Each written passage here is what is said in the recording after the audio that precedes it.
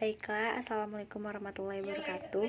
Perkenalkan, nama saya Lil Manijas dengan NIM C0E021013 dari R001 Keuangan Daerah. Baiklah, di sini saya akan menjelaskan hasil presentasi saya, yakni mengenai analisis investasi publik. Dari materi yang pertama yaitu program investasi publik. Yang kedua, penentuan kebutuhan investasi publik. Yang ketiga, aspek kelayakan investasi. Yang keempat, faktor-faktor yang memengaruhi investasi publik. Yang kelima, teknik dasar penilaian investasi publik.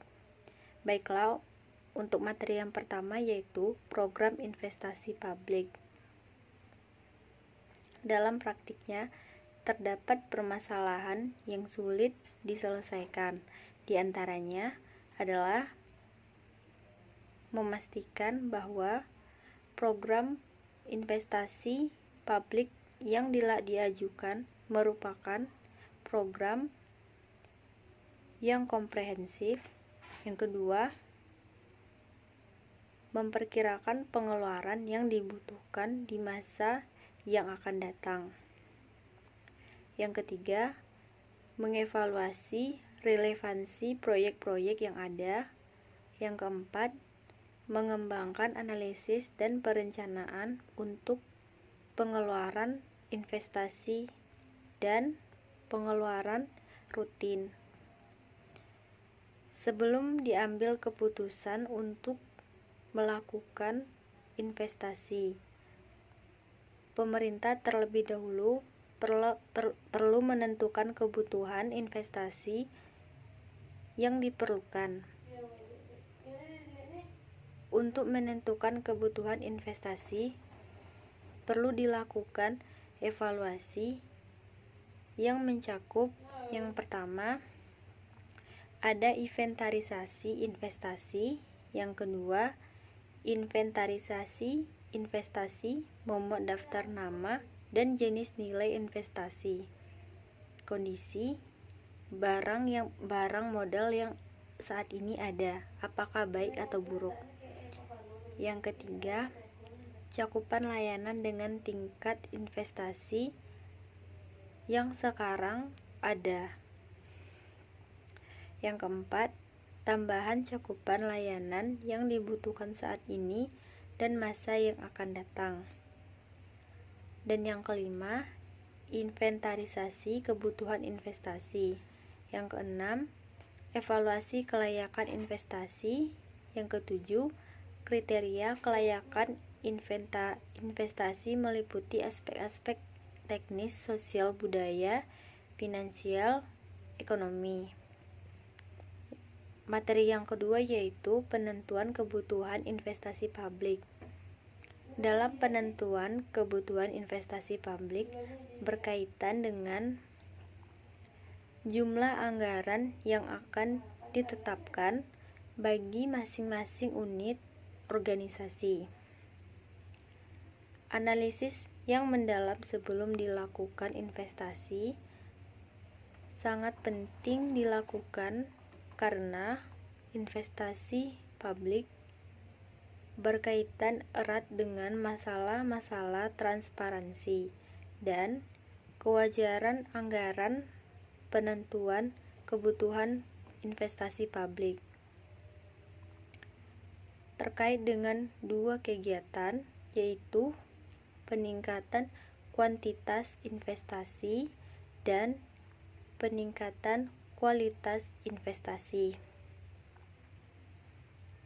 Ada beberapa cara dalam menggolongkan usul-usul investasi. Salah satu penggolongannya adalah yang pertama, investasi penggantian, dan yang kedua, investasi penambahan.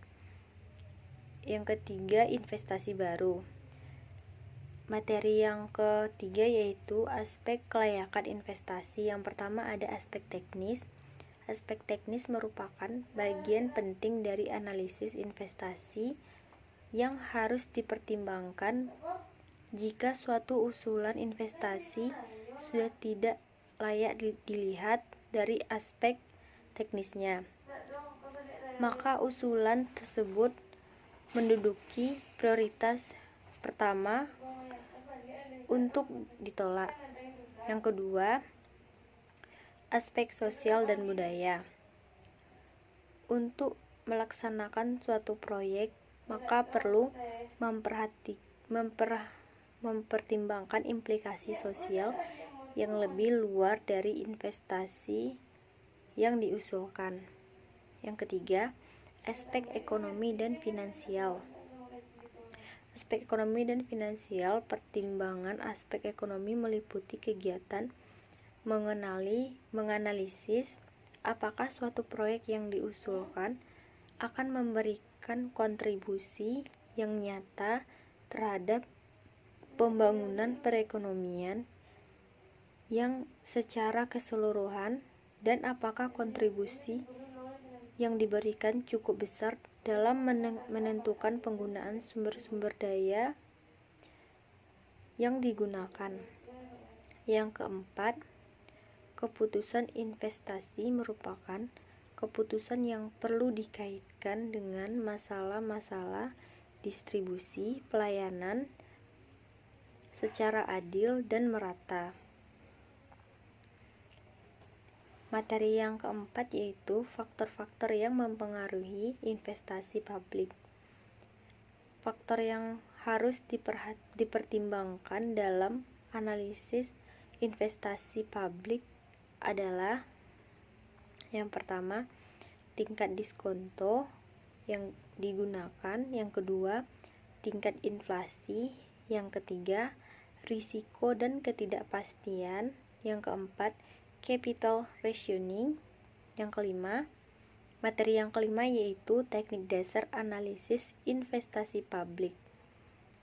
Pada dasarnya, prinsip penilaian investasi sangat sederhana. Terdapat 4 langkah utama untuk